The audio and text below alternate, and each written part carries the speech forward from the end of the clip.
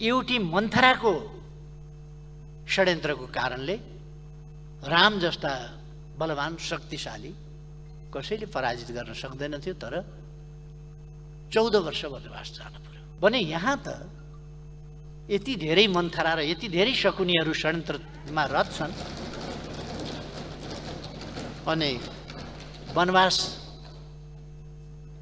न्यायिक अधिकार पनि अटल बिहारीबाट खोज्नु कुन ठुलो कुरा भयो। यति धेरै मन्थरा र शकुनीहरू षड्यन्त्ररत छन् भनेर नेपालमा कस्तो ठ्याम्मै जस्ताको तस्तै लागू भएको देख्दाखेरि अचम्म लाग्छ। यति धेरै मन्थरा यति धेरै शकुनीहरू षड्यन्त्ररत छन्। अनुचित ढङ्गले प्रलोभन बाँडियो, मैले भन्नु पर्दैन, पैसा बाँडियो, प्रलोभन बाँडियो, त्रास धम्की कतिपय ठाउँमा रुखमा भोट नहाल्नेलाई बजेट पठाइँदैन।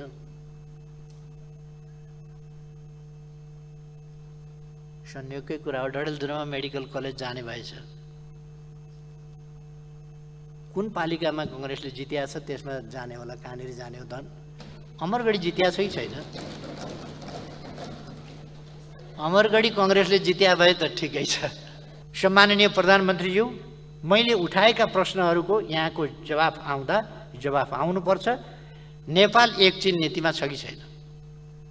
नेपाल हाम्रा छिमेकीहरूसँग छद्म मुखले एउटा कुरो व्यवहारमा अर्को कुरो होइन, कहाँसम्म सीमा छ भन्ने पनि थाहा छैन। के हो विषय, के हो कुरो, के हो समस्या, के हो पनि थाहा छैन। Subscribe and press the bell icon to never miss any update. निर्वाचन भयो कसरी? निर्वाचनमा रुकुममा भोट पाउनका लागि मतदाताको हत्या गरियो। मतदाता अपहरण गर्ने, हत्या गर्ने, लगेर वनमा फाल्ने खालका कामहरू भए। हुम्लामा मतदान भइसकेपछि मतगणनाको सन्दर्भमा राजनीतिक कार्यकर्ताहरू घरमा आएर बसे, खाना खाए, कुरा गर्दै थिए। त्यस्तैमा कार्यकर्ताको बाबु आँगनमा भएको माथि हमला गरियो र उनको हत्या गरियो। बचाउने प्रयासका बावजुद बचाउन सकिएन। यहाँ त्यसै गरेर ताप्लेजुङमा हत्या गरियो,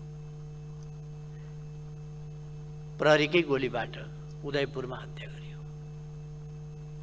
विभिन्न ठाउँमा आक्रमणबाट घाइते भए, अङ्गभङ्ग भए मतदाताहरू जो सार्वभौम सत्ता सम्पन्न छन्, जसको निर्भय वातावरणमा आफ्नो अभिमत प्रकट गरेर मतदानको माध्यमबाट आफ्नो प्रतिनिधि छान्ने अधिकार छ, त्यस्तो मतदातालाई घेर्ने, छेक्ने, थुन्ने, भयभीत बनाउने अथवा आक्रान्त बनाउने, अङ्गभङ्ग गर्ने, कुटपिट गर्ने कामहरू भए। म निर्वाचनको क्रममा शहादत प्राप्त गर्ने, लोकतन्त्रका लागि बलिदान भएका ती शहीदहरूप्रति लोकतन्त्र जपिकन निर्ममताका साथ जसरी उहाँहरूको हत्या गरियो, उहाँहरूप्रति म श्रद्धा सुमन अर्पण गर्न चाहन्छु। जो घाइतेहरू हुनुहुन्छ उहाँहरूको शीघ्र स्वास्थ्य लाभको कामना गर्न चाहन्छु। उहाँहरूको आवश्यक उपचार गराउने कर्तव्य सरकारको हो, त्यतापट्टि ध्यानाकर्षण गराउन चाहन्छु।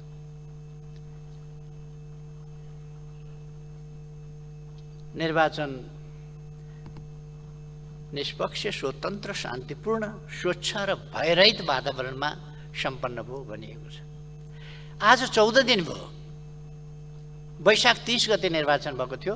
आज 14 दिनपछि परिणाम किन आइरहेको छैन? कतिपय ठाउँको परिणाम त आज 14 दिनपछि पनि आएको छैन। किन परिणाम आएको छैन? निर्वाचन स्वच्छ हुन सकेन, निर्वाचन धाँधली रहित हुन सकेन। उम्मेदवारलाई थुनेर, बुथ कब्जा गरेर सत्ता पक्षले बुथ कब्जा गरेका ठाउँमा प्रहरी निरीह भएर हेरेर बसेको छ र बुथ कब्जा नगर भन्यो भने प्रतिपक्षका कार्यकर्ताहरू गिरफ्तार गरिएका छन्, यातना दिएको छ। उम्मेदवारका घरमा बम पड्काइएको छ, उम्मेदवारका परिवारका सदस्यहरू घाइते भएका छन्, घर भत्किएको छ। शान्तिपूर्णै भयो सबैतिर। त्यो घर आफै के पुरानो भएर मक्किएर भत्किएको हो कि बम पड्किनु, भित्ताका फेदा बम पड्किनु, त्यसले घरमा लाग्नु अनि त्यो बमलाई अब्जस लाएर भत्किएको हो त्यो घर? सत्ता पक्षले अब्जस लाउन भत्किया हो त्यो कि बम पड्काएर भत्काइयो? कति ठाउँमा बम पड्किए र सबै ठाउँमा प्रतिपक्षका विरुद्ध प्रहार भएको छ। गठबन्धनको घोषित नीति नै थियो सभामुख महोदय, घोषित नीति नै थियो धुलो चटाइदिने, पत्ता साफ गरिदिने घोषित नीति थियो र त्यही नीति निर्वाचनका क्रममा प्रकट भएको छ। मैले सुरुमा निर्वाचनको दिन पर्याप्त सूचनाहरू आएका थिएनन्, केही ठाउँमा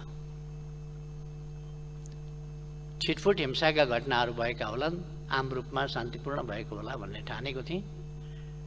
दुर्गम दूरदराजका ठाउँहरूको रिपोर्ट आएको थिएन। सबैतिरको रिपोर्ट बुझ्दा कति बुथमा, कति मतदान केन्द्रमा स्थगित भएको थियो निर्वाचन के शौखले स्थगित भएको थियो र म दावासाथ भन्छु एउटा ठाउँमा पनि प्रतिपक्षको कारणले स्थगित भएको होइन। एउटा ठाउँमा पनि।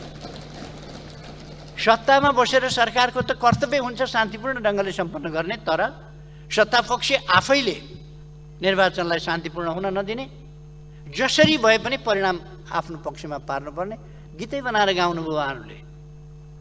जसरी नै जित्नै पर्छ छोडा अरू कुरा, गीतै बनाएर गाउनु। जसरी नै जित्नै पर्छ छोडा अरू कुरा, जसरी पनि जित्नुपर्छ, यो त गीतै बनाएर गाउनु। अथवा लोकतन्त्रको अर्थ छैन।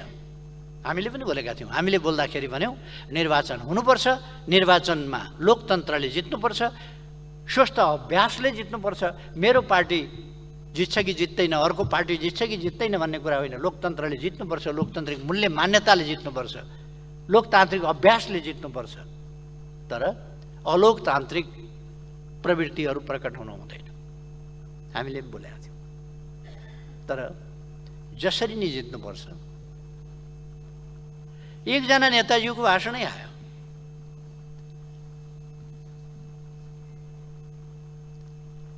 हामी 64मा गर्ने नगर्ने जेसुकै गरेर कसरी हामीले जितेका थियौँ। अहिले हामी बिग्र्यौँ, सोझा भयौँ, कब्जा गर्न छोड्यौँ, लुट्न छोड्यौँ, ठोक्न छोड्यौँ। हामी बिग्र्यौँ, अरूलाई के भन्ने, मै बिग्रिएँ। त्यसो भएर सोझा भयौँ अनि हामी चुनाव जित्न छोड्यौँ। अब 64को जस्तै ठोक्केर जित्नुपर्छ। गठबन्धनका एकजना शीर्ष नेताको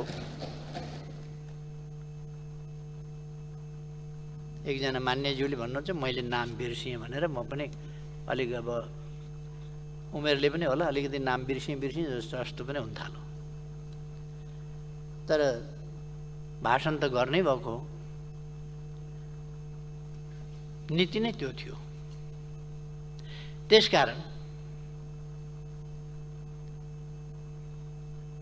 निर्वाचन पहिलो कुरा त स्वतन्त्र, निष्पक्ष, धाँधली रहित र शान्तिपूर्ण वातावरण एवं भयरहित वातावरणमा सम्पन्न हुनु पर्दथ्यो। यसभन्दा अगाडि 74को निर्वाचन गराउँदा पनि मूलत यही गठबन्धन थियो, मुख्य रूपमा यही गठबन्धन थियो। नेपाली कांग्रेस र माओवादी केन्द्र नै सरकारमा थिए। तर यति साह्रो यस्तो गद्दा, यस्तो हिंसात्मक, यस्तो आक्रामक र लोकतन्त्रलाई एउटा मजाकको विषय बनाएर जितलाई स्वार्थलाई केन्द्रभागमा राखेर लोकतान्त्रिक अभ्यासको धज्जी उडाउने काम यति साह्रो भएको थिएन 74 मा पनि। यसपल्ट नयाँ कीर्तिमान मैले आफूले भाग नलिए पनि सानै छँदादेखि 15 सालदेखिको निर्वाचनको अभ्यास हेर्ने मौका पाएँ। पछिल्ला अवधिमा त हामीले नजिकबाट निर्वाचन निहाल्ने मौका पायौँ। पछिल्लो समयदेखि त हामी आफै निर्वाचनमा राम्रैसँग सहभागी भयौँ। पञ्चायत कालमा पनि हामीले जनपक्षीय भनेर पनि सहभागिता जनाएका थियौँ। यस्तो नाङ्गो ढङ्गले राज्य संयन्त्रको दुरुपयोग गरेर कब्जै गर्ने खालको सत्तापक्षीय क्रियाकलाप यो तहमा त पञ्चायतले पनि गर्दैन थियो होला। त्यति साह्रो यसपल्ट भयो, सहजै गर्न सकिने रहेछ। किनभने यो विचारो गठबन्धन आफैमा आफूले बनाएको नभई बमोजिम नै भएको सर्वविदितै छ। त्यसकारण यो बमोजिम नै छ। मस्यौदा हेर्दा नीति तथा कार्यक्रममा भनिएका अधिकांश विषयहरू कस्ता छन् भने थप प्रभावकारी बनाउने, ठोस कार्ययोजना ल्याउने, सबल बनाउँदै लैजाने, आवश्यक कानुनी नीतिगत र संस्थागत व्यवस्था गर्ने, पुनरावलोकन गर्ने, थप प्रोत्साहन गर्ने, सहज बनाइने, सामञ्जस्य कायम गर्ने, विशेष योजना ल्याइने, थप विश्वसनीय र भरपर्दो बनाइने, प्रयोग बढाइने भन्ने जस्ता शब्द जालको पुलिन्दाको रूपमा यो आएको छ। के गर्ने भन्दा पनि खोजिकन सायद यी मिठा मिठा शब्दहरू सबल बनाउँदै लाने, सबलीकरण गर्दै लाने, प्रोत्साहन गर्ने, नवपरिवर्तनकारी ढङ्गले अगाडि बढाउने, यस ठाउँमा यसो गर्ने भन्ने कुरा भन्दा यस्ता कुराहरूको शब्दजाल यसमा बनेर जनता अल्मल्याउने अभ्यास भएको छ। के कार्य गर्ने, कुन उद्देश्यका साथ गर्ने, कसरी गर्ने, कति समयभित्र गरिसक्ने, के प्रतिफल र नतिजाको प्राप्त अपेक्षा गरिया छ, के प्राप्त गर्ने, कति समयभित्र गरिसक्ने, देश र जनतालाई के फाइदा पुग्छ, के फाइदा पुर्याउने, कुन समस्या समाधान हुन्छ, त्यसबाट कुन अवसरको सदुपयोग हुन्छ, तत्काल, मध्यकाल र दीर्घकालमा त्यसको के असर हुन्छ, नीति कार्यक्रम बनाउँदा यता कुनै मतलब र बुझाइ भएको देखिँदैन। यस्तो केही पनि छैन यो नीति कार्यक्रम। विज्ञहरूको संयन्त्र निर्माण गर्ने, मन्त्रालय, निकाय, संस्था र जिल्लाहरू पुनरावलोकन गर्ने, पुनर्संरचना गर्ने, खारेज गर्ने भनेर राज्यको कोर सिस्टमप्रतिको अविश्वास र राज्य संयन्त्रलाई अनिश्चयको सङ्केत दिने स्पष्ट भनाइहरू यसमा जताततै देखिन्छ। यसको अलिकति सविस्तार यो मैले के तर्फ सङ्केत गरेको भन्ने पछि म व्याख्या गर्नेछु थोरै। बुँदा नम्बर 136ले त ढुक्कसँग भ्रष्टाचारलाई प्रवर्धन गर्ने घोषणा नै गरेको छ। भ्रष्टाचारलाई प्रवर्धन गर्ने बुँदा नम्बर 136ले प्रवर्धनात्मक उपाय अवलम्बन गरेर भ्रष्टाचार अगाडि बढाइने होला। प्रवर्धन गर्ने भनेको त बढाउने, वृद्धि गर्ने हो नेपाली भाषामा, शब्दकोशमा। प्रवर्धन गरिने, प्रवर्धनात्मक उपाय गरिने भन्ने स्पष्ट लेख्नु पनि भएको छ, छाप्नु पनि भएको छ, वितरण पनि गर्नुभएको छ, वाचन पनि गर्नुभएको छ। भन्न मन त थिएन। अब सम्माननीय प्रधानमन्त्रीजीले राष्ट्रपतिज्यूको सम्बोधन मार्फत आएको नीति कार्यक्रममा छलफल गरौँ भनेर प्रस्ताव गर्नुभएको हुनाले भन्नै पर्यो, नत्र भने मलाई भनिरहन मन थिएन क्या। यसै बुँदालाई आत्मसात गर्दै अरू धेरै बुँदाहरूले भ्रष्टाचारलाई मार्ग प्रशस्त गर्ने सङ्केत दिएका छन्। त्यसमा म पछि जान चाहन्छु। यस्तो वाक्य संरचना रहेको प्रस्तुत मस्यौदालाई वास्तवमा भन्यो भने नेपालीमा एउटा अर्थ न वर्थ गोविन्द गाई हुन्छ। गोविन्द गोविन्द गोविन्द भन, त्यो अर्थ चाहिँ के हो भन्ने थाहा छैन। अर्थ नबुझिकन गोविन्द भने जस्तो अघि मैले भनेका जस्ता राम्रा शब्दहरू खोजी खोजी गोविन्द गोविन्द गोविन्द गोविन्द राखेको छ, तर गोविन्दको अर्थ चाहिँ छैन।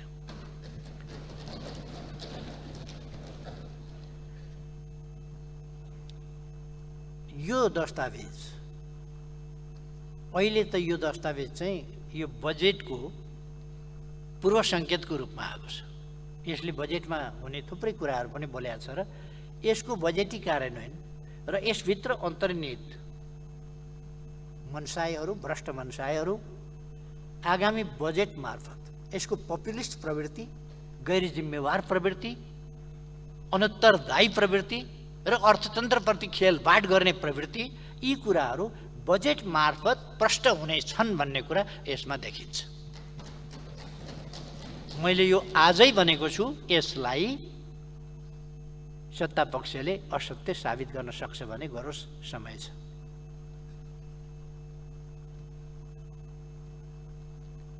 त्यसको त्यति बेरै चिरफार गरौँ न। अहिले म डिटेलमा जान चाहन्न। मैले त्यति भने कि यो पपुलिस्ट, गैर जिम्मेवार, अर्थतन्त्रप्रति अत्यन्त गैर जिम्मेवार, अनुत्तरदायी पन चाहिँ नि यसमा देखिन्छ। यो दस्तावेज नीति कार्यक्रमका नाममा आएको दस्तावेज देशमा स्थिरता र स्थायित्व हुन नदिने अस्थिरताका संवाहक शक्तिबाट अस्थिरताको चाहनाका साथ बनाइएको गठबन्धन सरकारको अस्थिरताकै घोषणापत्र हो। यसले अरू कुरा होइन, अस्थिरताकै घोषणापत्रको रूपमा यो प्रस्तुत भएको छ।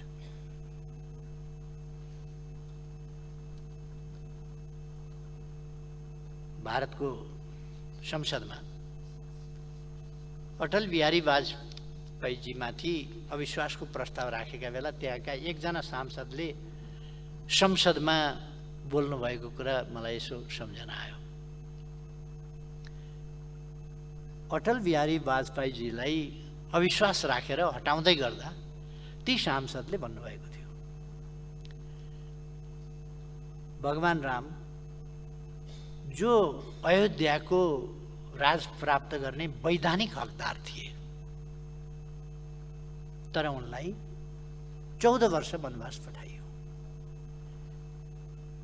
युद्ध गरेर होइन, लडाईँ गरेर होइन, एउटी मन्थराले षड्यन्त्र गरेर षड्यन्त्र स्वरूप रामलाई 14 वर्ष वनवास पठाइयो। युधिष्ठिर, यो त्रेतायुगको कुरा भयो, युधिष्ठिर द्वापर युगमा हस्तिनापुरको राजको उत्तराधिकारी थिए, वैधानिक उत्तराधिकारी थिए। उनले पाउनु पर्दथ्यो तत्कालीन न्यायको हिसाबले। तर त्यहाँ शकुनी नामको एउटा पात्र थियो जसले षड्यन्त्र स्वरूप 12 वर्ष वनवास र 1 वर्ष गुप्तवासको सजाय पाण्डवहरूलाई दिलाए। हकदार उनीहरू थिए, तागत उनीहरूसँग, बल उनीहरूसँग, भीम उनीहरूसँग, अर्जुन उनीहरूसँग, गाण्डीव उनीहरूसँग, कृष्ण उनीहरूसँग, सबै चिज हुँदाहुँदै पनि उनीहरू षड्यन्त्रको कारणले, शकुनीको एउटा षड्यन्त्रले वनवास गए। एउटी मन्थराको षड्यन्त्रको कारणले राम जस्ता बलवान शक्तिशाली कसैले पराजित गर्न सक्दैन थियो, तर 14 वर्ष वनवास जान पर्यो भने यहाँ त यति धेरै मन्थरा र यति धेरै शकुनीहरू षड्यन्त्रमा रत छन् अनि वनवास न्यायिक अधिकार पनि अटल बिहारीबाट खोज्नु कुन ठुलो कुरा भयो। यति धेरै मन्थरा र शकुनीहरू षड्यन्त्ररत छन् भनेर एकजना माननीयले भारतीय संसदमा बोल्नुभएको कुरा मैले स्मरण मात्रै गरेको। नेपालमा कस्तो ठ्याम्मै जस्ताको तस्तै लागू भएको देख्दाखेरि अचम्म लाग्छ। यति धेरै मन्थरा, यति धेरै शकुनीहरू षड्यन्त्ररत छन्। अनुचित ढङ्गले पासै फालेर जितेर ल्याएको सरकार होइन र यो गठबन्धन, पासै फालेको त हो नि। अब त्यस्तो सरकारले ल्याएको नीति कार्यक्रम कस्तो हुन्छ भन्दा त्यसैको प्रतिबिम्ब जस्तो छ।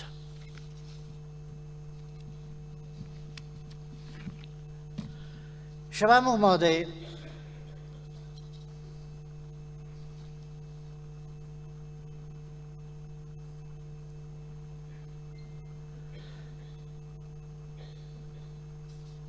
मैले अघि नै भने कस्तो अवस्थामा हामीले धेरै मेहनत गरेर निर्वाचन सम्पन्न गर्न परेको थियो र सफल भएका छौँ।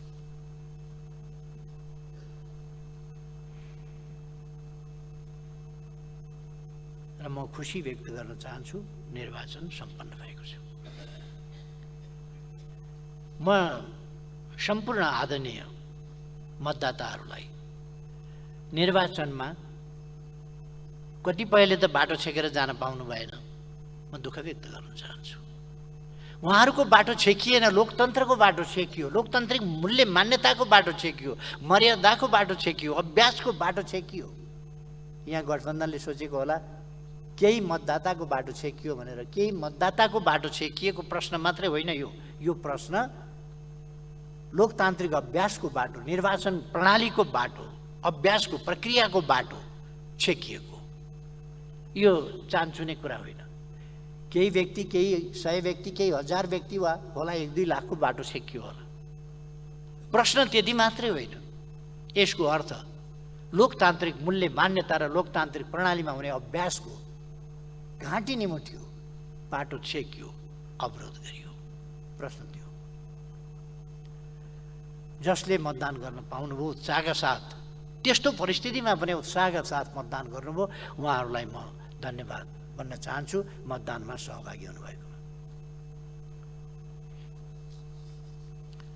सम्पूर्ण विजयी जनप्रतिनिधिहरूलाई यस अवसरमा म बधाई भन्न चाहन्छु। र सत्ता गठबन्धनले जे जस्तो सुकै हानिकारक नीति लिए तापनि स्थानीय तह जनताकोमा लोकतन्त्रको अनुभूति दिलाउने, जनतालाई सेवा सुविधा उपलब्ध गराउने, स्थानीय तह मार्फत विकासका कामहरूलाई अगाडि बढाउने, स्थानीय तहमा जनतालाई आइपरेका अप्ठ्यारा सुख दुःखहरूमा सहभागी हुने निकाय भएको हुनाले त्यसै उचाइका साथ फराकिलो मन र जनताका सेवक हौं भन्ने भावनाका साथ काम गर्न म सबै निर्वाचित जनप्रतिनिधिहरूलाई आग्रह पनि गर्न चाहन्छु। उहाँको कार्यकाल त्यसरी सफल रहोस् भन्ने पनि म शुभकामना भन्न चाहन्छु। मैले राज्यका संयन्त्रहरूको प्रयोग, धम्की त्रासको वातावरणका कुरा गरेँ। चुनावको सन्दर्भमा नेताजीहरूले यदि फलनालाई भोट नदिने हो भने देशमा दुर्घटना हुन्छ भनेर भन्नु। यहाँका बासिन्दाले यदि स्वेच्छाले खुरुक्क भोट फलानु ठाउँमा हाल्दैनन् भने देश दुर्घटनामा जान्छ। यदि खुरुक्क हाल्छन् भने म उत्साहित हुन्छु, गठबन्धन कायम रहन्छ आदि धम्कीको भाषा, जनतालाई धम्काउने, तर्साउने, देशलाई दुर्घटनामा पुर्याउने मान्छेले द्वन्द्वकाल सम्झिए, छोराछोरी विदेशिनु परेको सम्झिए, आतंक छाएको सम्झिए। भाषणका शब्द जसरी बाणको रूपमा निस्किँदै जान्छन्, जनता थर थर काम्दै जाने स्थिति बन्यो। मान्छे मारिएका, अङ्गभङ्ग भएका, अपहरण भएका, त्यही चितवनमा बोरामा हालेर घिसारिकन मान्छेको हत्या गरिएका जस्ता कुराहरू मान्छेले छलछली सम्झिए। दुर्घटना भनेपछि मान्छे फेरि एकपल्ट भयातुर भए। प्रलोभन बाँडियो, मैले भन्नु पर्दैन, पैसा बाँडियो, प्रलोभन बाँडियो, त्रास धम्की कतिपय ठाउँमा। रुखमा भोट नहाल्नेलाई बजेट पठाइँदैन।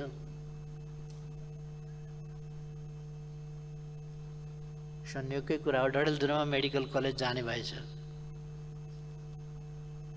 कुन पालिकामा कङ्ग्रेसले जित्या छ त्यसमा जाने होला, कहाँनिर जाने हो धन। अमरगढी जित्या छ कि छैन? अमरगढी कङ्ग्रेसले जित्या भए त ठिकै छ। कुन कुनामा लगेर राख्नुपर्ने हो मेडिकल कलेज? किन कङ्ग्रेसले जित्या छैन भने? सम्माननीय प्रधानमन्त्रीजीको आफ्नै वडामा चाहिँ केही पनि जाने भएन, किनभने त्यहाँ रुखले जितेनै क्या हो।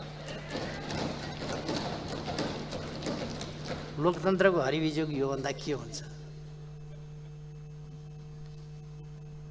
खैर, यी त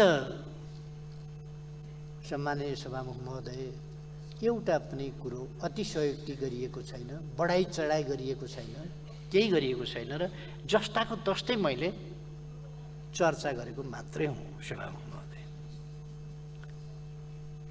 राजनीतिक दलका कार्यकर्ताहरूलाई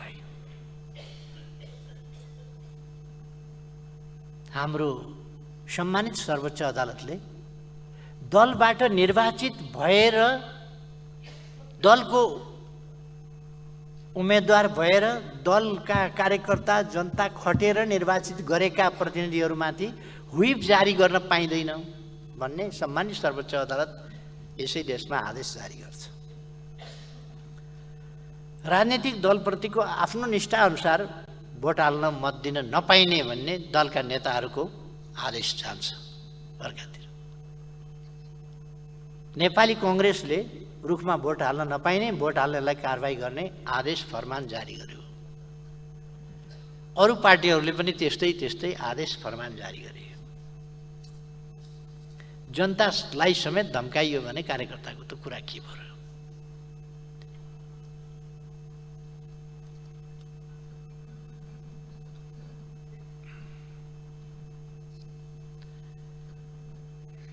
काङ्ग्रेसको नेतृत्वबाटै कस्तो आयो भने, काङ्ग्रेसी जन हो, मैले तोकेको अर्कै पार्टीका उम्मेदवारलाई मत दिनु, नदिए पार्टीबाट निष्कासन गर्छु, कारवाही गर्छु।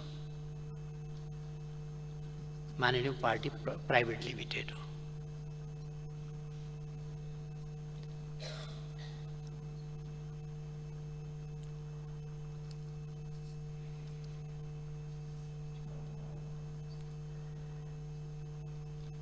सत्ता पक्षका कार्यकर्ताहरूबाट विपक्षीलाई,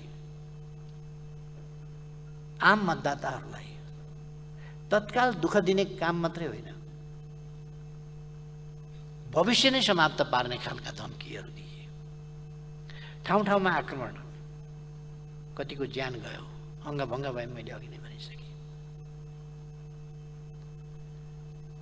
प्रशासन माथिको आदेशले निरीह गएर, कर्तव्यच्युत भएर बस्न बाध्य भयो, गलत क्रियाकलाप गर्न बाध्य भयो।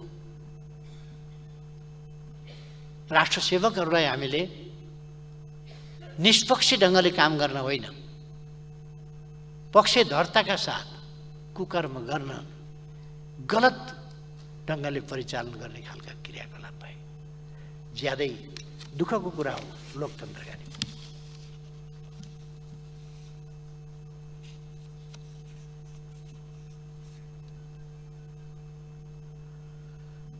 गठबन्धनलाई भोट नदिए, बजेट नदिने, रोजगारी नदिने, राज्यका तर्फबाट उपलब्ध हुने कुनै सेवा सुविधा र अवसर नदिने,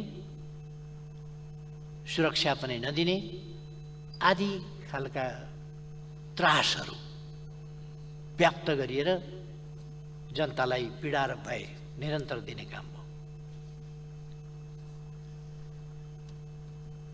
सबै सम्भव षड्यन्त्र, सबै हस्तक्षेप, राज्य सत्ता र संयन्त्रको चरम दुरुपयोग र भयपूर्ण त्रासदीपूर्ण वातावरणका बीच गठबन्धनले खटाएको उम्मेदवारलाई सरकारी उम्मेदवार जस्तो बनाएर भोट दिन आम जनतालाई बाध्य पार्ने काम हो। यति मात्रै होइन, मतगणना लगायत निर्वाचनका सबै चरणहरूमा समेत हदैसम्मको हस्तक्षेप र दाँधली कहीँ कतै बाँकी रहेन। विलम्ब गरेको छ, मान्छेलाई स्थिर बनाएको छ, तर्साएको छ, अनि राज्य शक्ति केन्द्रित गर्दै लगेको छ, प्रेसर बढाउँदै लगेको छ र अनुकूल आफ्ना निम्तिको अनुकूल, गठबन्धनका निम्तिको अनुकूल वातावरण बनाउँदै लगेको छ। अनि आफ्नो परिणाम सुरुमा आउँदै गरेका निर्वाचनको सुरुमा अलिकति जहाँ अलिक स्वतन्त्र ढङ्गले भयो, त्यो सुरुमा आउँदै गरेका परिणाम र पछि विलम्बकारी ढङ्गले प्रकट हुँदै गएका परिणामहरू कम्पेयर गर्न हेर्न सकिन्छ। के भएको छ? पछि केन्द्रित गर्दै जाने सबै शक्तिको, सत्ताको सबैको दुरुपयोग हुँदै जाने।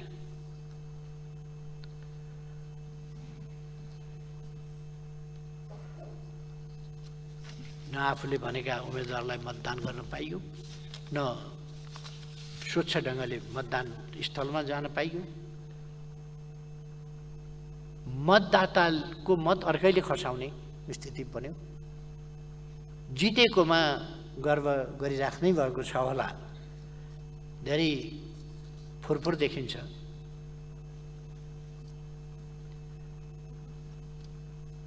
धेरै मतदाताहरूको मत चाहिँ गठबन्धनका प्रतिनिधिहरूले खसाएको, अशक्त बुढाबुढी भनिएकाहरूको निर्वाचन अधिकृतले खसाउनु पर्ने ठाउँमा कार्यकर्ताले खसाउने, यस्ता खालका देखिए। संक्षिप्तमा भन्दा निर्वाचन जस्तो हुनुपर्थ्यो त्यस्तो भएन र निर्वाचन भयो। एउटा खुसीको कुरा हो, लोकतान्त्रिक अभ्यासले, एउटा अभ्यासले जित्यो, तर जस्तो निर्वाचन हुनुपर्थ्यो त्यस्तो भएन। परिणाम त्यसरी प्रकट हुन पाएन, किनभने जनताले त्यसरी परिणाम प्रकट गर्न पाएन। यस्तो विषम परिस्थितिमा पनि खटेर डटेर नेकपा एमालेको यस्तो चौतर्फी घेराबन्दी, षड्यन्त्र, लुटपाटका बीचमा पनि एमालेका लागि यो परिणाम ल्याउनेसम्म दृढताका साथ खटेका, लडेका नेकपा एमालेका कार्यकर्ताहरूलाई म, नेता कार्यकर्ता सबैलाई धन्यवाद भन्न चाहन्छु। र यस्तो परिस्थितिमा भने उल्लेख्य मतका साथ उल्लेख्य रूपमा सिटमा विजयी हुनुभएका जनप्रतिनिधिहरू, एमालेका जनप्रतिनिधिहरूलाई पनि धन्यवाद भन्न चाहन्छु। यस प्रकारको क्रियाकलाप, अनुचित क्रियाकलाप सधैँका लागि यो टिक्ने कुरा होइन। यस्ता कुराहरू पराजित हुन्छन्। मैले यसै रोस्ट्रमबाट पनि भनेको थिएँ, सत्यको जित हुन्छ। त्यसै कारण मैले अगाडि पनि भनेको थिएँ, हामी सत्यसँग लड्दैनौँ, शक्तिसँग झुक्दैनौँ। फेरि पनि गठबन्धनको होस् कि अरूको होस्, संयुक्त होस् कि एकल होस्, कुनै पनि असत्यको शक्ति क्षणिक हो, त्यससँग हामी झुक्दैनौँ। त्यसका विरुद्ध सत्यको पक्षमा उभिएर सङ्घर्ष गर्छौँ। निर्वाचनका क्रममा आफ्नो कर्तव्यबाट पर हटेर अपराध कर्ममा संलग्न व्यक्तिहरूमाथि कारबाही हुनुपर्छ। यतापट्टि सरकारको ध्यान जाओस्।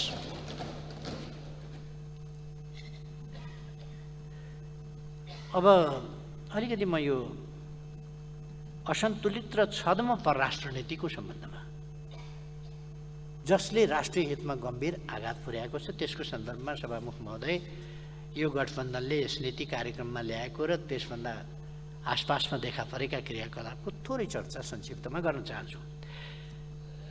वैदेशिक मामिला सञ्चालनमा सरकारको नीति र प्रस्तुतिकरणका बारेमा त मैले केही बोल्नु पर्ला जस्तो नै लाग्दैन। सिङ्गो सदन र आम जनसमुदायले देख्नै भएको छ, महसुस गर्नै भएको छ। विदेश नीतिको सवालमा यो गठबन्धन क्रसरोडमा छ। जे सुविधा हुन्छ त्यही गर्ने यसको नीति हो। नेपालको अखण्डता र नेपालीको स्वाभिमानका लागि यो दुर्भाग्यपूर्ण छ। छिमेकी मित्र राष्ट्रहरू, अन्य मित्र राष्ट्रहरू र अन्तर्राष्ट्रिय समुदायसँगका हाम्रा सम्बन्धहरू सञ्चालन गर्ने वैदेशिक मामला सम्बन्धी नीति सुविचारित, स्पष्ट र परिपक्व हुनुपर्दछ। नेपाल र नेपालीको हितको संरक्षण र प्रवर्धन गर्न, अन्तर्राष्ट्रिय जगतमा प्रतिष्ठा अभिवृद्धि गर्न र नेपाललाई सफल राष्ट्र बनाउन केन्द्रित हुनुपर्दछ। हाम्रो परराष्ट्र नीति र व्यवहार हाम्रा छिमेकी मित्र राष्ट्रहरूप्रति पूर्ण इमानदार हुनुपर्दछ। विश्वास र भरोसाको सम्बन्ध अझ बलियो बनाउनु पर्दछ। नेपाली भूमि कसैका विरुद्ध प्रयोग हुन नदिने हाम्रो सदाको दृढ अडान हो। यसमा सरकार अड्नुपर्दछ।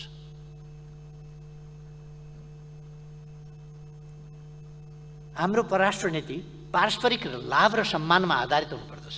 स्वतन्त्र, तटस्थ, असंलग्न र निष्पक्ष हुनुपर्दछ। सार्वभौम समानताको नीति अवलम्बन गरिनुपर्दछ। वास्तविक अर्थ र मर्मका साथ आफ्नो देशको स्वाधीनता र स्वतन्त्रताको प्रयोग हुनुपर्दछ। न्याय र अन्तर्राष्ट्रिय उत्तरदायित्वलाई बिर्सनु हुँदैन। कसैको आन्तरिक मामलामा कुनै प्रकारको हस्तक्षेप हामी गर्दैनौँ र आफू पनि स्वीकार्दैनौँ। कसैको पक्ष वा विरोधमा न्यायपूर्ण तटस्थतालाई हामीले छोड्न हुँदैन। यस गठबन्धनले वैदेशिक मामिला सञ्चालन गर्दा सिङ्गो राष्ट्रको प्रतिनिधित्व गर्न सकेको छैन। राष्ट्रको अखण्डता र स्वाधीनताको संरक्षण गर्ने आँट अहिलेको गठबन्धन सरकारसँग छैन। यसको अलिकति तपसिलमा म पछि व्याख्यामा जान्छु। राष्ट्रको अखण्डता र स्वाधीनताको संरक्षण गर्ने आँट यसमा छैन। यसले त केवल गठबन्धनको प्रतिनिधित्व गरेका छ र गठबन्धनको सत्ता स्वार्थ र गठबन्धनको संरक्षणको मात्रै यसलाई ध्यान छ। राष्ट्र, राष्ट्रियता, भौगोलिक अखण्डता कुनै कुरामा यसको ध्यान छैन।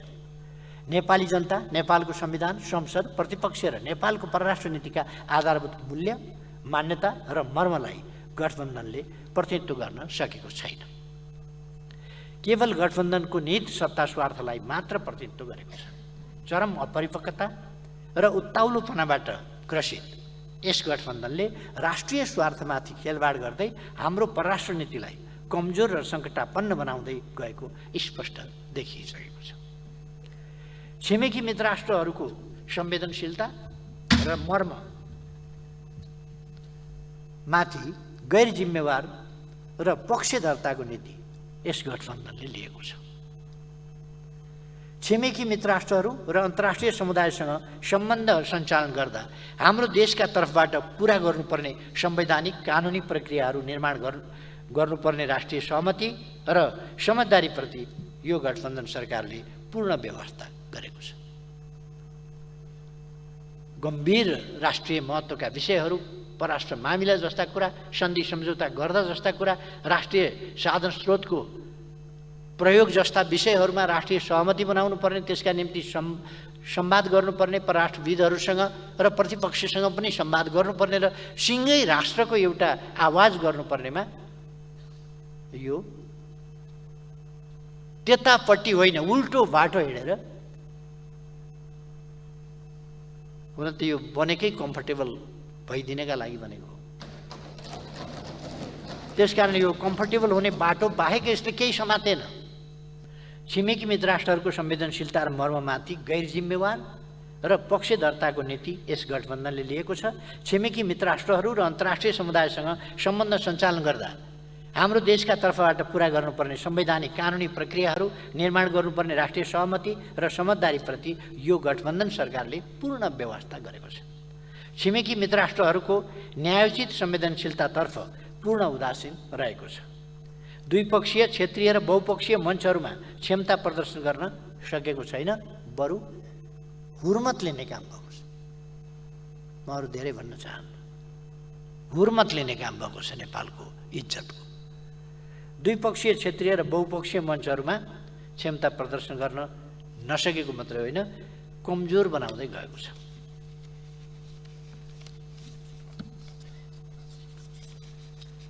हाम्रो परराष्ट्र नीतिलाई असन्तुलित, आवेगपूर्ण र गठबन्धनको सत्ता स्वार्थमा सङ्कुचित बनाएको छ। मैले बोलेका कुराहरूमा यदि सत्तापक्षीय नेताजीहरूलाई कुनै आपत्ति छ भने तथ्य प्रमाण सहित यहाँहरूसँग बहस गर्न सदैव तत्पर रहेको कुरा म यहाँहरूलाई निवेदन गर्छु। कुनै पनि मिथ्या आरोप होइन, सत्य तथ्यमा आधारित कुरा म भनिरहेको छु। राष्ट्रिय स्वार्थतर्फ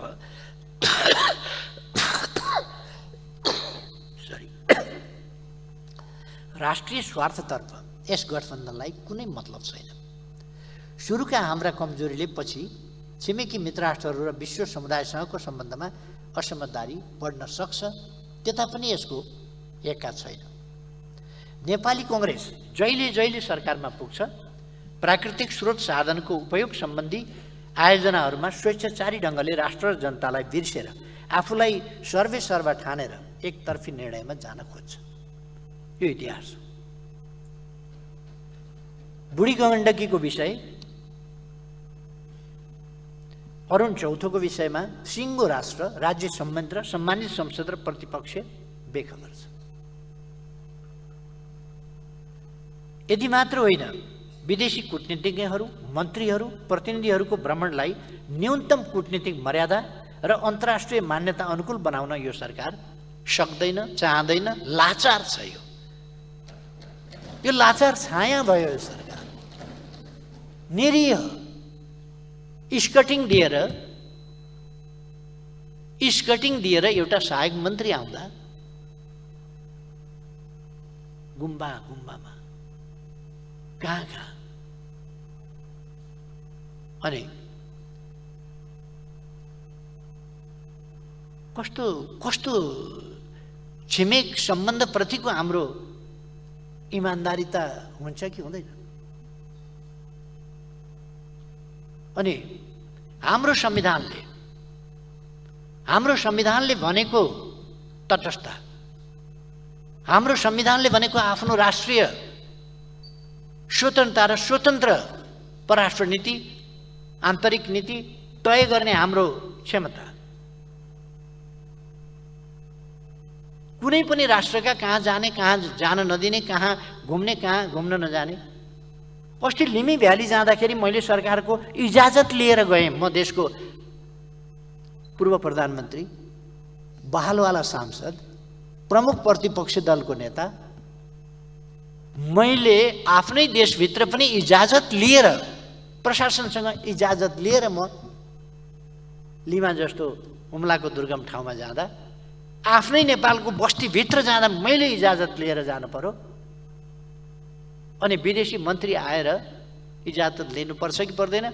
इजाजत लिनुपर्छ भने किन इजाजत दिनुभयो? कसरी इजाजत दिनुभयो? कसको पक्षमा इजाजत दिनुभयो? कसको विपक्षमा इजाजत दिनुभयो? छिमेक सम्बन्धका संवेदनशीलताहरूलाई बुझ्नु भएको छ कि छैन? अहिलेको सरकारले बुझ्छ कि बुझ्दैन? गठबन्धनले बुझ्छ कि बुझ्दैन?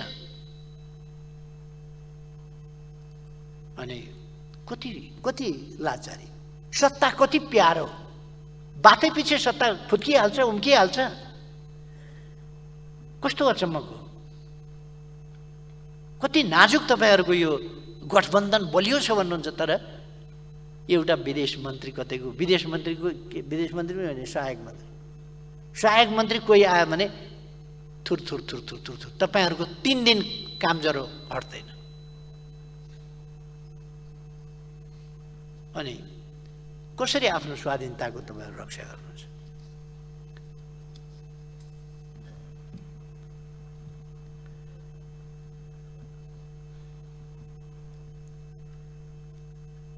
र यसरी यसबाट उत्पन्न हुन सक्ने असन्तुलन र त्यसबाट विकसित हुन सक्ने संशयबाट नेपाल र नेपालीले बेहोर्नु पर्ने परिणामप्रति यो सरकार जिम्मेवार छैन, देखिएन। म भन्न चाहन्छु, गठबन्धन सरकार हाम्रो परराष्ट्र नीतिको असंलग्नता, न्यायोचित तटस्थता, निष्पक्षता र स्वतन्त्रतामाथि प्रहार नगरियोस्। नेपालको परराष्ट्र नीति अहिलेको यो गठबन्धन नामको कृत्रिम, आर्टिफिसियल पासा फ्याँकेर ल्याएको सरकार, यो अस्थायी सरकार, म्यादी सरकार हो। यस म्यादी सरकारको निजी विषय होइन नेपालको परराष्ट्र नीति, नेपालको परराष्ट्र सम्बन्ध। त्यसकारण तपाईहरुलाई जे पनि गर्न छुट छैन, त्यतापट्टि म ध्यान आकर्षण गर्न चाहन्छु। म भन्न चाहन्छु गठबन्धन सरकारले हाम्रो परराष्ट्र नीतिको असंलग्नता, न्यायचितता, तटस्थता, निष्पक्षता र स्वतन्त्रतामाथि प्रहार नगरोस्, राष्ट्रिय स्वाधीनता र अखण्डता कमजोर हुने कुनै षड्यन्त्र भित्रभित्रै नगरोस्। अनि छद्म नीति नलियोस्।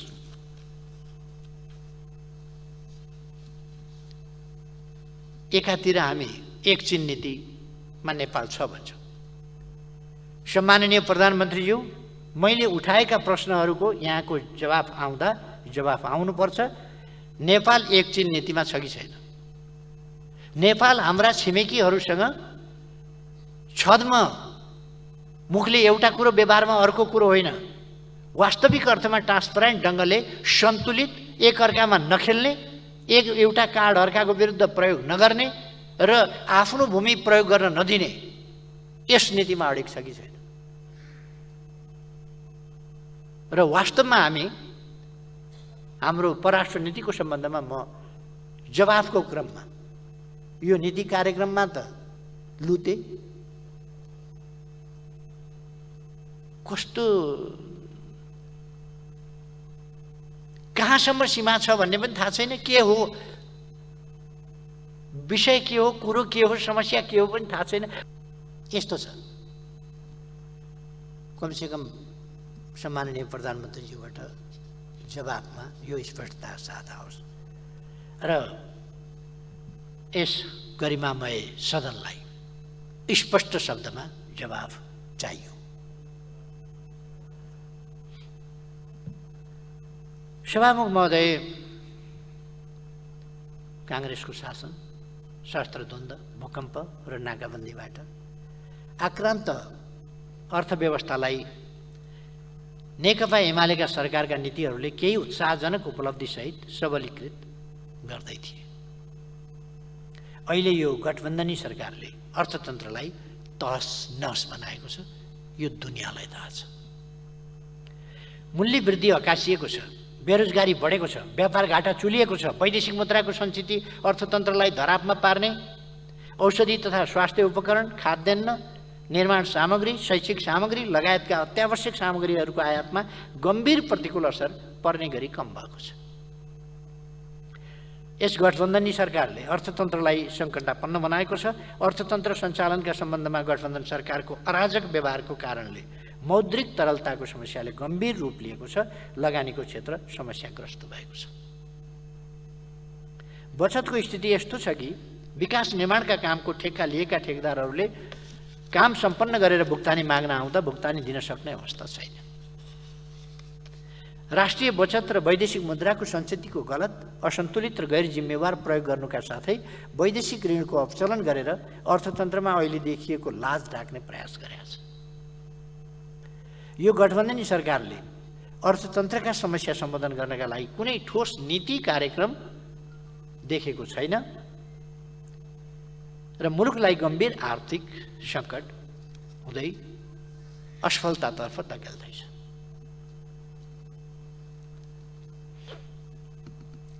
जनतालाई चर्को मूल्य वृद्धिको मारमा पारेको छ।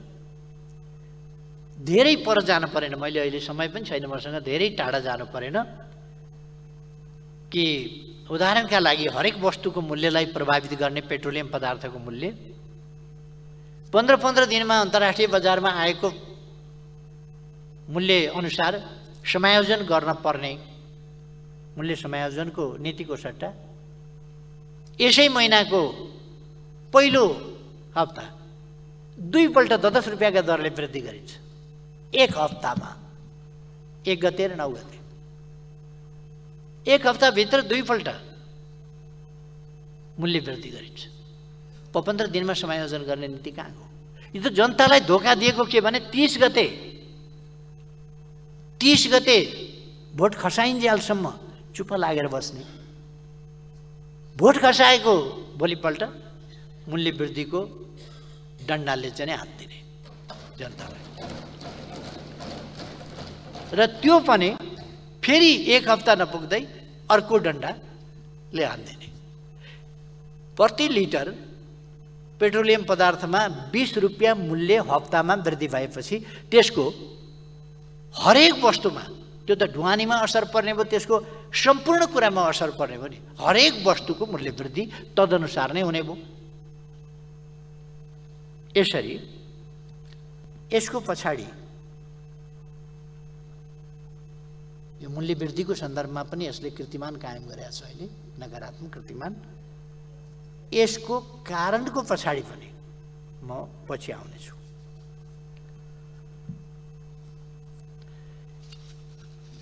अर्को सभामुख महोदय तथ्याङ्कहरू पनि गलत भ्रामक तथ्याङ्कहरू प्रस्तुत गरेका छ। प्रस्तुत नीति कार्यक्रमको बुँदा नम्बर 9 मा असहज परिस्थितिका बावजुद यस वर्षको प्रथम 10 महिनासम्ममा थप 638 मेगावाट विद्युत उत्पादन भएको छ भनेको छ। कुन आयोजनाबाट? 38 रुपियाँ प्रति युनिट किनेर नेपाली जनताको ढाड सेकाएको कुरा के यही हो? 638 मेगावाट विद्युत। फेरि मैले यो वर्षको पहिलो 10 महिना भनेको त कहिल्यै पनि यस्तो टर्मिनोलोजी मैले सुनेको पनि थिइनँ।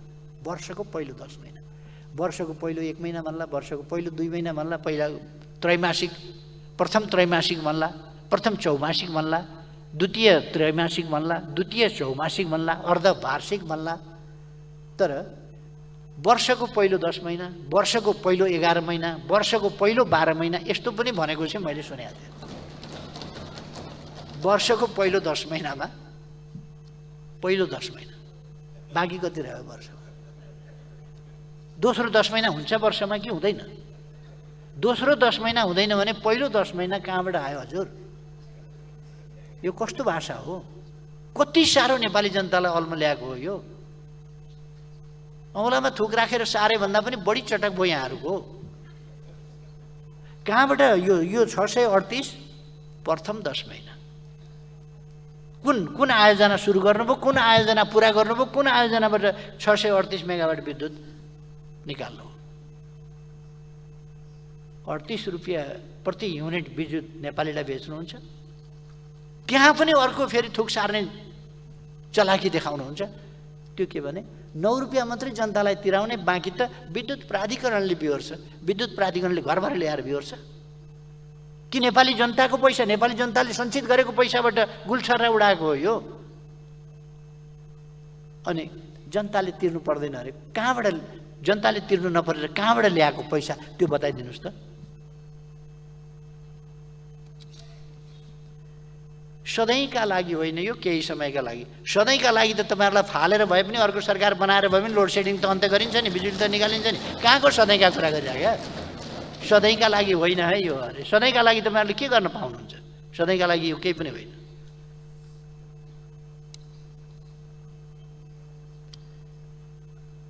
अब कुन आयोजना यस वर्ष सुरु भएर 10 महिनामा सम्पन्न भयो? यस्तै छन् तथ्याङ्कहरू। मैले खालि एउटा नमुना मात्रै। एक सितो भात छामेपछि भात पाको कि पाकेन भन्ने बुझिन्छ। यही तथ्याङ्कले प्रथम 10 मासिक बढी बुझियो नि, दोस्रो 10 मासिक। सभामुख महोदय, यी तथ्याङ्क नभएर मिथ्याङ्क हुने।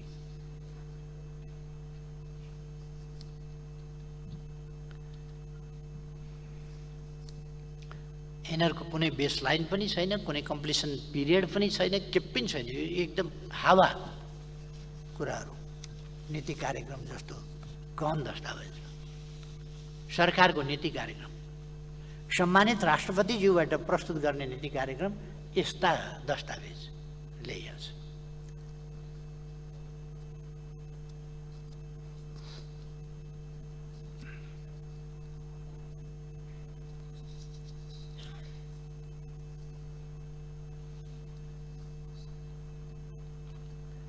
सभामुख महोदय, नीति कार्यक्रम मार्फत सरकारले जनता समक्ष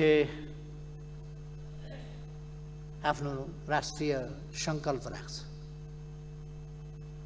राष्ट्रिय सङ्कल्प आफ्नो के हो, कहाँ पुग्ने हो, के गन्तव्य हो, कुन कुन क्षेत्रका गन्तव्य के हुन्, तिनीहरूलाई प्राप्त गर्ने नीति के हो, ती नीतिहरू प्राप्त गर्ने कार्यक्रम के हो र त्यो कार्यक्रमका लागि कस्ता योजनाहरूका साथ सरकार अगाडि बढ्छ। त्यसमा नीतिगत पक्ष कस्ता छन् र कार्यक्रमिक पक्ष कस्ता छन् भन्ने कुराहरू नीति कार्यक्रममा वर्णित हुन्छ। राज्य सञ्चालनको बृहत्तर स्वरूप त्यसले प्रस्तुत गर्छ। कसरी राज्य सरकार सञ्चालन कसरी गर्छ, राजनीति कसरी सञ्चालन गर्छ, भ्रष्टाचार नियन्त्रण कसरी गर्छ, समाजमा रहेका असङ्गत विसङ्गत र न्यूनताहरूलाई कसरी समाधान दिन्छ, यस्ता कुराहरू नीति कार्यक्रममा स्पष्ट ढङ्गले, योजनाबद्ध ढङ्गले र सुविचारी ढङ्गले प्रस्तुत गरिएका हुन्छ। सरकार के हो भन्ने सरकारको चरित्र त्यसमा प्रतिबिम्बित गर्छ, आफ्ना गन्तव्यहरू देखाउँछ। आफ्नो राजनीति, अर्थनीति, विदेश मामिला सञ्चालन सम्बन्धी नीति, विकास निर्माण सम्बन्धी नीति, सुशासन सम्बन्धी नीति, सामाजिक न्याय समानता सम्बन्धी नीति, लोक कल्याण सम्बन्धी नीति, जनतालाई पुर्याउने सेवा सुविधा सम्बन्धी नीति र सामाजिक परिवर्तन र रूपान्तरण कहाँनेरि पुगेको छ, अब कहाँ पुर्याउँछ भन्ने कुराहरू नीति कार्यक्रमले ती कुराहरू वेस्टेज गर्छ। त्यसरी वार्षिक नीति कार्यक्रम घोषणा गरिएको हुन्छ। अर्थतन्त्रका विभिन्न आयामहरूमा उत्पादकत्वको वृद्धि, भौतिक पूर्वाधारको निर्माण कसरी गर्ने, सामाजिक पूर्वाधारको निर्माण कसरी गर्ने, तिनीहरूको सुधार, बचत, राष्ट्रिय पुँजी निर्माण कसरी गर्ने, आत्मनिर्भरतातर्फ कसरी लाने, वैदेशिक परनिर्भरता कसरी घटाउने, व्यापार सन्तुलन कसरी कायम गर्ने जस्ता विषयहरू तय गरेको हुन्छ। शिक्षा, स्वास्थ्य, खानेपानी, सरसफाइ क्षेत्रमा जनताको पहुँच र जनतालाई सेवा कसरी उपलब्ध गराउने, सेवाको गुणस्तर र सुधार लगायतका विषयहरू नीति कार्यक्रममा समातिएका हुन्छन्। सेवा प्रवाह, भ्रष्टाचार नियन्त्रण, सुशासनका क्षेत्रमा पर्याप्त गर्न सकिने र गर्न खोजिएका के कस्ता कुराहरू छन्, उपलब्धिहरू के भएका छन् र कस्ता योजनाहरू छन् अब भन्ने कुरा प्रस्तावित गरिएको हुन्छ। त्यहाँ राष्ट्रिय दृष्टिकोण, नेसनल भिजन त्यसमा प्रस्तुत गरिएको हुन्छ। सर्वाधिक महत्त्वका राष्ट्रिय कार्यसूचीहरूको आधारभूत संरचनामा रहेर क्षेत्रगत उद्देश्य र लक्ष्यहरूको स्पष्ट खाका तयार गरेर त्यसको अनुशासनमा वार्षिक नीति र कार्यक्रम तर्जुमा गर्ने र त्यसको कार्यान्वयनलाई प्राथमिकता निर्धारण गरेर अनि त्यसपछि बजेट विनियोजन गर्ने काम भएको हुन्छ। सभामुख महोदय, यस नीति कार्यक्रमलाई यस पाटोबाट, यस दृष्टिकोणबाट हेर्दा कठै भन्न सकिन्छ, कठै भन्न।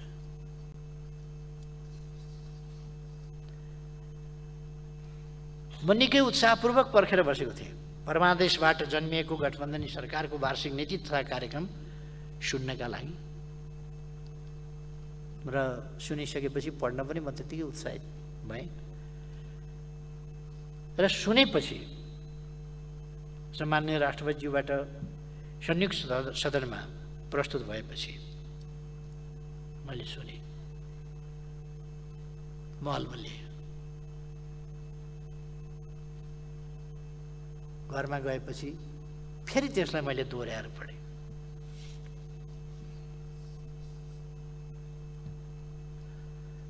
हाम्रा पूर्व पश्चिम राजमार्गहरू, रणनीतिक राजमार्गहरू, उत्तर दक्षिणका करिडोर राजमार्गहरूलाई 4 लेनमा विस्तार गर्ने, आधुनिक डिजाइनका सुरुङ मार्गहरू निर्माण गर्ने, सबै स्थानीय तहका सदरमुकाम र वडा केन्द्रसम्म पक्की सडक निर्माण गर्ने नीति तथा कार्यक्रम एमालेको सरकारले अघि सार्दा असम्भव, दिवा स्वप्न र उल्टो विकासका नीति बनिएको थियो हिजो। त्यसो गर्दाखेरि त्यसलाई के भन्छ त सरकारले, म सुनिरहेको थिएँ। र मैले थप पढेँ पनि। पूर्व पश्चिम विद्युतीय रेलमार्ग, उत्तर दक्षिण रेलमार्ग, छिमेकी मित्र राष्ट्र भारत र चीनसँग सामुद्रिक बन्दरगाह प्रयोग गरी समुद्रमा राष्ट्रिय ध्वजाबाहेक पानी जहाज सञ्चालन गर्ने, अन्तरिक्षमा आफ्नो सेटेलाइट स्थापना गर्ने, आफ्नै सेक्युरिटी प्रिन्टिङ प्रेस स्थापना गर्ने नीति तथा कार्यक्रम घोषणा गर्दा त अब यो एमाले सरकारले देशलाई सिद्ध्याउने भयो भनेर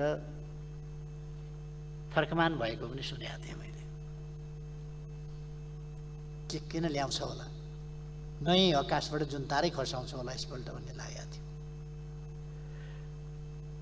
प्रत्येक स्थानीय तहमा 5 देखि 15 शय्यासम्मको आधारभूत अस्पताल, जिल्ला अस्पतालहरूलाई 25 देखि 50 शय्यासम्मको अस्पताल र अञ्चल अस्पताललाई 200 शय्याको जनरल अस्पतालमा स्तरोन्नति गर्ने, केन्द्रीय अस्पतालहरूलाई 500 शय्याको विशेषज्ञ अस्पतालका रूपमा विकास गर्ने कार्यक्रम कार्यान्वयन गर्दा चर्को विरोध गरेको सुनेको थिएँ मैले। नेपाली काङ्ग्रेसले यी सबै कार्यक्रमहरू नेपाली काङ्ग्रेसको नीतिमा अनावश्यक देवा सपना उल्टो विकास हुने भएकाले नेकपा एमाले सरकारले सुरु गरेका यी सम्पूर्ण नीति तथा कार्यक्रमहरू खारेज गरिएका छन् भन्ने घोषणा गर्ला भन्ने मैले सोचेको थिएँ। नयाँ ल्याउला भन्ने सोचेको थिएँ। यातायातका लागि डोको नाम्लो डोलीको व्यवस्था गरिनेछ भन्ला भन्ने सोचेको थिएँ। सामान ढुवानीका लागि भरियाहरूको प्रबन्ध, खच्चरहरूको प्रबन्ध व्यापक रूपमा हुनेछ भन्ने, आर्थिक स्रोत साधनले सम्भव भएमा सामान ढुवानीका लागि खच्चर व्यवसायलाई प्रवर्धन गरिनेछ भन्ने पक्कै आउला सोचेको थिएँ।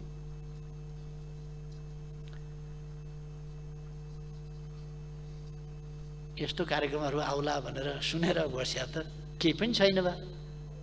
उही हिजोकै कुराहरू दोहोऱ्याएको छ फेरि। खुरु खुरु खुरु जेलले धारे हात लाएर शराब पिएको थियो, जुन कारणले सरकार नहटाइ नभएको थियो। ती नै कुराहरू फेरि खुरुखुरु ल्याएको छ। मैले त यसो विचार गरेको थिएँ, सबै औद्योगिक ग्रामहरू बन्द गर्ने, विशेष आर्थिक क्षेत्रहरू र स्टार्टअप फन्डको व्यवस्थाहरू खारेज गर्ने, प्रधानमन्त्री कृषि आधुनिकीकरण परियोजना लगायतका कार्यक्रमहरू रद्द गर्ने घोषणा हुने हो कि। व्यग्रतापूर्वक म सुन्दै थिएँ, पछि पढेँ पनि। समृद्ध नेपाल र सुखी नेपालीको राष्ट्रिय आकाङ्क्षा पुरा गर्नका लागि हामीले सुरु गरेका स्वास्थ्य बिमा कार्यक्रम, सामाजिक सुरक्षा कार्यक्रम, तराई मधेस समृद्धि कार्यक्रम, सघन शहरी विकास कार्यक्रम, प्रधानमन्त्री रोजगार कार्यक्रम, राष्ट्रपति शैक्षिक सुधार कार्यक्रम बन्द गरिने हो कि।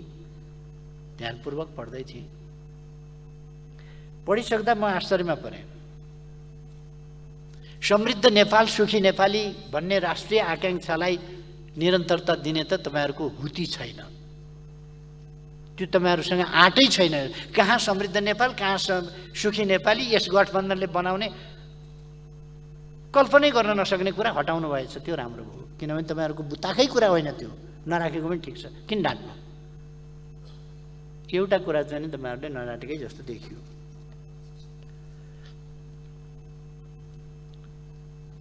पढिसक्दाखेरि म आश्चर्यमा परेँ। नीति कार्यक्रममा त नेपाल र नेपालीलाई केन्द्रमा राखेर नेकपा एमालेको सरकारले अघि सारेका सुरु गरेका नीति कार्यक्रमहरू नै देखिन्छन्। फेरि केही आएको छ भने त त्यही आएको छ,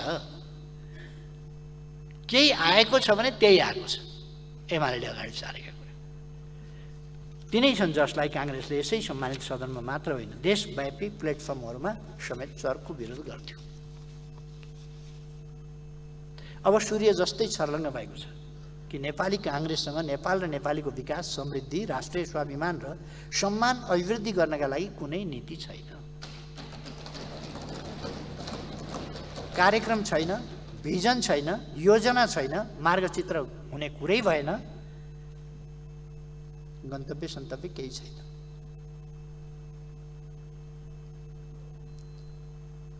यति मात्र होइन, काङ्ग्रेससँग नेकपा एमालेले अघि बढाएका नीति तथा कार्यक्रमहरूलाई हटाउने आँट पनि छैन। फेरि विरोध गरिन्जाल गर्ने तर हटाउने आँट पनि छैन।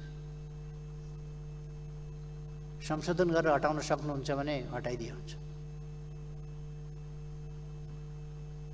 छ केवल नियत के भने जालजेल षड्यन्त्र गरेर सत्ता भोग गर्ने। नेपाली काङ्ग्रेससँग सत्ताभोग केन्द्रित नियतको नीति बाहेक देश र जनताका लागि कुनै नीति र कार्यक्रम छैन। नीति सत्तामा पुग्ने, कार्यक्रम सत्ता टिकाउने। त्यसका लागि जे पूर्वाधारहरू तयार गर्नुपर्छ गर्ने।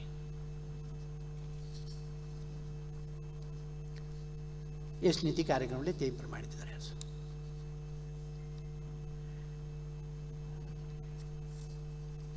मलाई लाग्छ नेपाली काङ्ग्रेसले यस नीति कार्यक्रम मार्फत आफ्नो पहिचान पनि गुमाएको छ।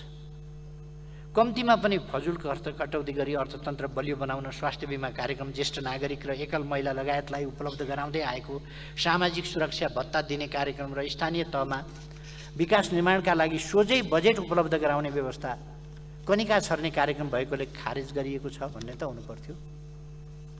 त्यही भने हो हिजो। आर्थिक उदारीकरणबाट लाभ लिनका लागि करेन्ट अकाउन्ट मात्रै होइन, क्यापिटल अकाउन्ट पनि तत्काल खुला गरिएको छ भन्ने त हुनुपर्थ्यो।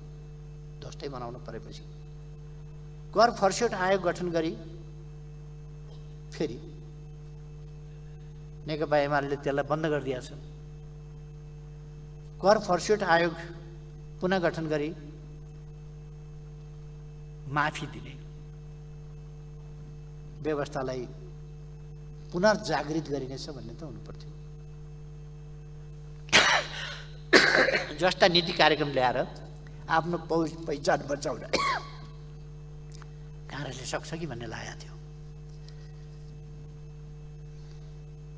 तर अब कङ्ग्रेसले आफ्नो सत्ता स्वार्थ टिकाउनका लागि आफूलाई सत्ता स्वार्थको किलोमा बाँधेर आफूलाई नै अरू पार्टीमा खोज्न थालेको छ। अन्य दलको अनुहारमा आफ्नो अनुहार हेर्न थालेको छ नेपाली काङ्ग्रेसले। अब काङ्ग्रेसको देश र जनताका हितका लागि आफ्नो सिद्धान्त नीति कार्यक्रम केही पनि रहेन।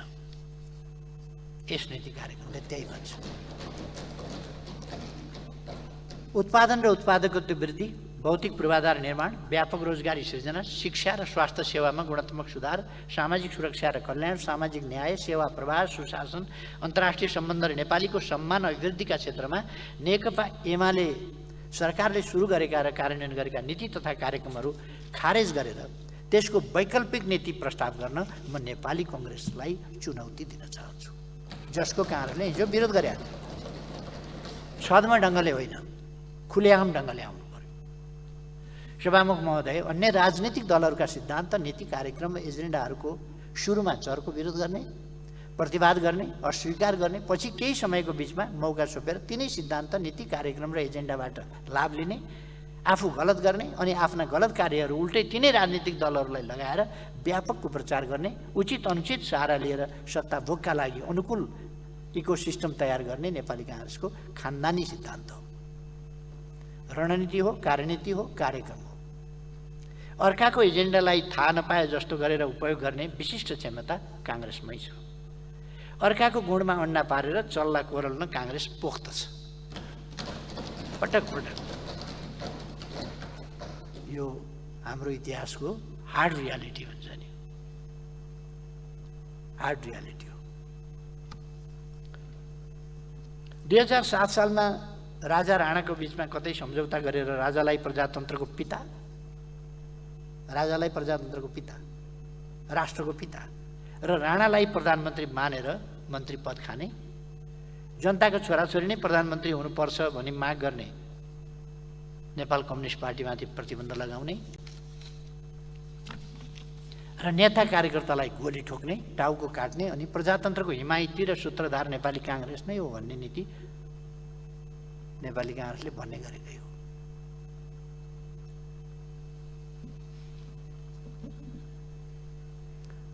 संविधान सभाको निर्वाचन छोडेर राजाले दिएको सर्वाधिकार मात्र होइन, अवशिष्ट अधिकार निरपेक्ष रूपमा राजामै रहेको संविधान मान्ने, राजाले गराएको संसदीय निर्वाचन स्वीकार गर्ने, आफ्नो प्रचण्ड बहुमत 74 सिट भएको संसदलाई राजाले विघटन गर्दा 4 सिट भएको, त्यति बेला 4 सिट भएको कम्युनिस्ट पार्टीले विघटित संसद नै पुनर्स्थापना हुनुपर्छ भनेर माग गर्दा त्यसमा पनि सहमत नहुने र सहकार्य गर्न नमान्ने र त्यसरी अस्वीकार गरेर निर्दलीय पञ्चायत र निरङ्कुश राजतन्त्रलाई मजबुत बनाउने, बरु उसैसँग घाँटी जोड्न जाने, काङ्ग्रेसले निरङ्कुश राजतन्त्र र निर्दलीय पञ्चायतको अन्त्यका लागि औपचारिक रूपमा कहिल्यै माग गरेन। यसका लागि नेपाल कम्युनिस्ट पार्टीले अघि सारेका कुनै पनि प्रस्तावहरू स्वीकार गरेन। बरु 36 सालको जनमत सङ्ग्रहपछि त नेपाली काङ्ग्रेसले विधिवत रूपमा निर्दलीय पञ्चायत र निरङ्कुश राजतन्त्रलाई स्वीकार गरेको सार्वजनिक घोषणा नै गर्यो, किनभने जनमत सङ्ग्रहको परिणामलाई सगर्व स्वीकार गर्ने, पञ्चायतको जितलाई स्वीकार गर्ने र जनताको अभिमत हो भनेर स्वीकार गर्ने काम नेपाली कङ्ग्रेसले गरेका थियो। खालि नेपाली कङ्ग्रेसका नेताहरूको यसो विगततर्फ एक फ्ल्यास दिएको मात्रै।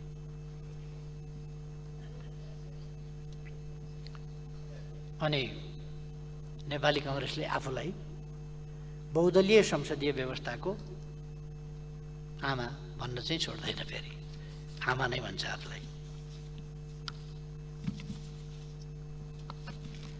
नेपाली कङ्ग्रेस र राजाको घाँटी जोडिएको छ भन्ने, संसद विघटन गरी राजामा सत्ता सुम्पिने, राजाबाट आफै असक्षम घोषित हुने, पुनः बक्सिएको पद हात थाप्ने, गोर्खाली राजाबाट न्याय पाए भन्ने अनि राजतन्त्र समाप्त पारी गणतन्त्र ल्याए भन्ने नीतिको प्रतिपादक यो धरतीमा नेपाली काङ्ग्रेस हो। जता फर्किए भने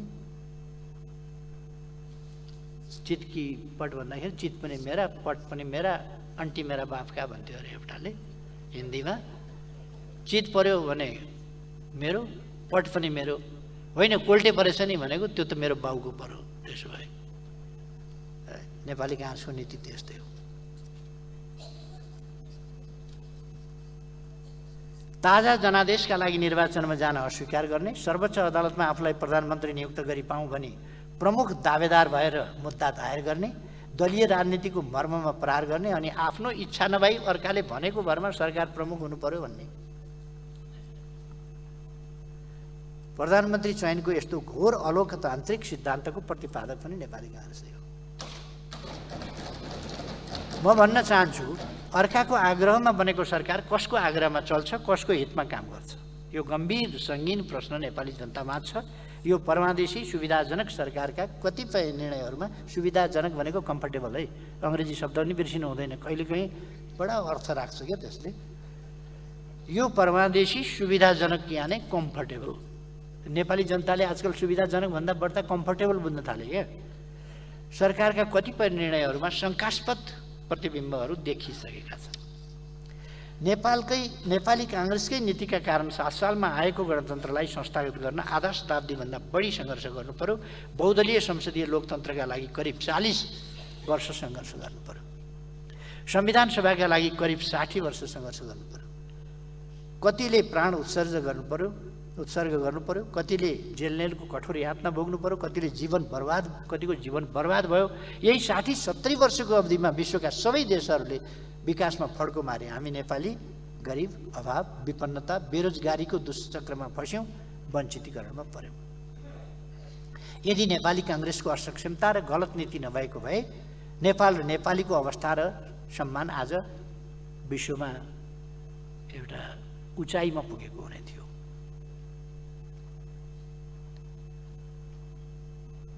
हाम्रो देश समृद्ध भइसक्थ्यो, हामी सुखी भइसक्थ्यौँ।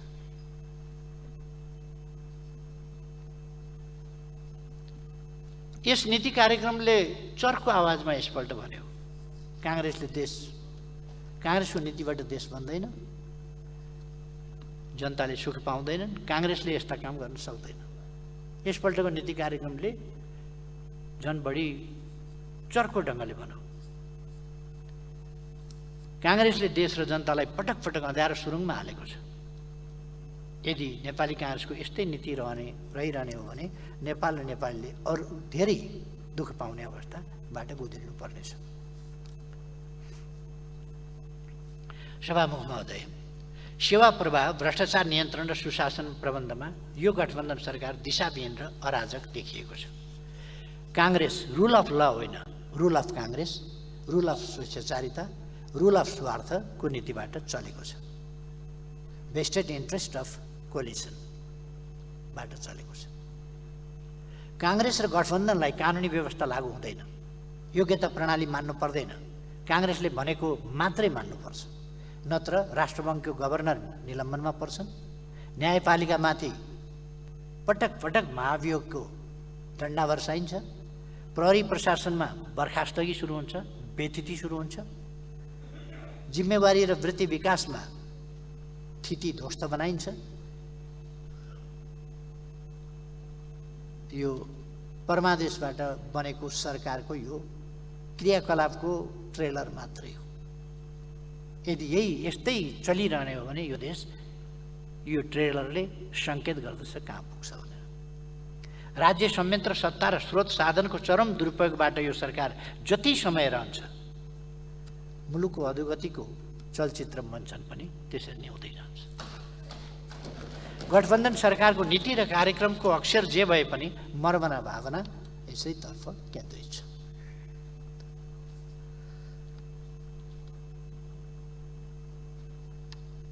चुर्लुममा डुबेर भ्रष्टाचार आफू गर्ने तर भ्रष्टाचारको लान्छना अन्यलाई लगाउने, भ्रष्टाचार गर्ने अनुकूल वातावरण बनाउन काङ्ग्रेस सफल देखिन्छ। बडा चर्चा गरेर सुनिन्छ वाइड बडी काण्ड। छानबिन गर्नुहोस् न वाइड बडी काण्ड। कसले सम्झौता गर्यो, कसले भुक्तानी गर्यो, कसले भुक्तानीको सुरु गर्यो, अन्तिम किस्ता त जो भए पनि दिनु पर्ला नि त। 33 किलो सुनकाण्ड अगाडि भइसकेको सुनकाण्डको मैले छानबिन गराएको हुँ। त्यस कारण 33 किलो सुनकाण्ड बडा चर्चा। उल्टै अघिल्लो सरकारको समयमा भएका सुनकाण्डहरूका पाल टालिएपछि र सुनका भरियाहरू र सुनका कारोबारीहरू गिरफ्तार हुन थालेपछि अनि बालुवाटार जग्गा काण्ड यस्तै काण्डहरूका चाङमा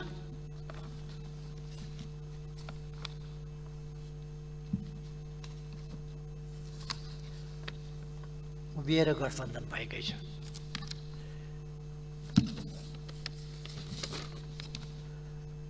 तिथि मिति नाम थर ठेगाना र अभिलेखबाट कसले के गरेको भन्ने भइहाल्छ। को कसको निर्णयबाट कहिले के भएको छ त्यसको हिसाब किताब लेखाजोखा गर्ने समय आउला नै। धेरै समय लाग्दैन, जनताले हिसाब खोज्नेछ। एक दिन सबै हिसाब राज्यलाई बुझाउनुपर्छ, त्यो मेरो विश्वास छ। म चुनौती दिएर भन्न चाहन्छु, म माथि पनि थुप्रै लान्छना छन्, लान्छना लगाइएको छ बलजफ्ती। अस्ति एउटा टेलिभिजन अन्तर्वार्तामा एउटा पत्रकारले सोध्दै गरे, मैले देखेँ केपी ओलीसँग 2 खरब रुपैयाँ छ भन्ने सुनिन्छ, के हो भनेर। ती तथाकथित विद्वानले केपी ओलीलाई पनि आफू जस्तै ठाने रहेछन्। मुस्कुराउँदै बडो गम्भीर भावमा उनले मुस्कुराउँदै भने, त्यति त होइन, म जहाँसम्म यकिन छु 20 देखि 40 अरब रुपियाँ चाहिँ केपी ओलीसँग नगदै छ। पत्रकारले खुसियालीपूर्ण ढङ्गले सोध्यो, कहाँ होला त्यो पैसा? रिजर्भ ब्याङ्कमा। उनले बडो यकिन साथ भने रिजर्भ ब्याङ्कमा। आज यस सम्मानित संसदको रोस्टमबाट म भन्दैछु, तीनै व्यक्तिका नाममा रिजर्भ ब्याङ्कले पनि सुनोस् मेरो कुरा, रिजर्भ ब्याङ्कमा मेरो जति 100 करोड जति अरब छ सबै तीनै व्यक्तिका नाममा सारिदियोस्। अर्को, मेरो बारेमा भ्रष्टाचारका चर्चा गर्ने नेताजीहरू, प्रधानमन्त्रीज्यू, पूर्व प्रधानमन्त्रीज्यू, मन्त्रीज्यूहरू र मान्यज्यूहरू लगायत अरू सबैलाई पनि म चुनौती दिन चाहन्छु। मैले आफ्नो सम्पूर्ण